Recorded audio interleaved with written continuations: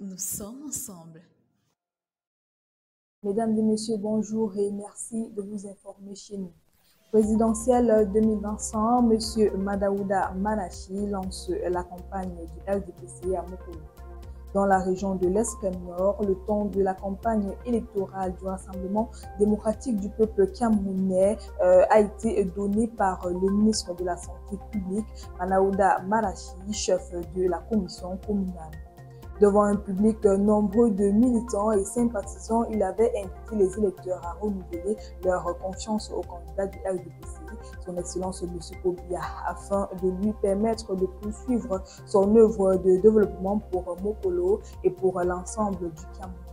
Le lancement de cette campagne s'inscrit dans une mobilisation qui vise à renforcer l'adhésion populaire autour du projet politique du RDPC et de son candidat à quelques semaines d'un scrutin décisif pour l'avenir du pays.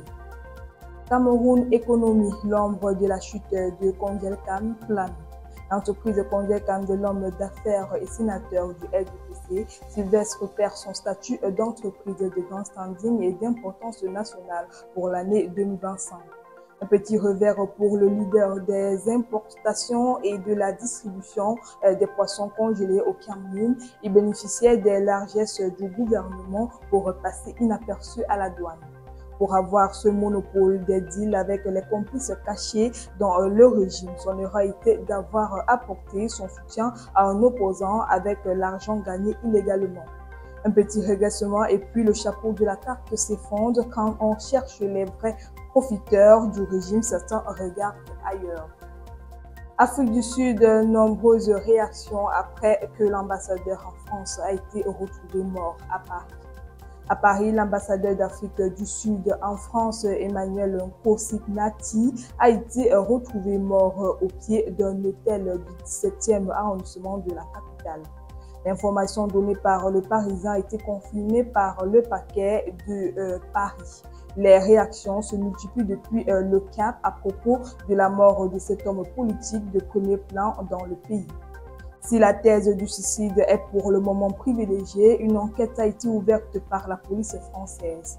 Dans un communiqué, le ministre sud-africain des Relations internationales et de la coopération indique que sa mort est non seulement une perte nationale, mais aussi une perte ressentie au sein de la communauté diplomatique internationale. Les enquêtes se poursuivent. Coup de tonnerre en Guinée équatoriale freiné par le 15 d'Agosto, le FC Ebolowa ne jouera pas la Ligue des Champions. Le FC Ebolowa représentant camerounais au tournoi UNIFAC a connu une fin de parcours triste après avoir dominé la compétition et enregistré 3 victoires en autant de sorties. L'équipe sud-Cameroun a chuté devant l'équato-guinéen de 15 d'Agosto alors qu'un nul aurait suffi aux filles pour le ticket de la Champions League. Cette défaite de croc pour le Cameroun qui manquera pour la 4e fois d'affilée à la phase finale de la compétition. C'est au tour du FC Ebolowa de plier les Chines. Un beau coup dur. Et c'est tout pour votre bout d'actualité ce matin.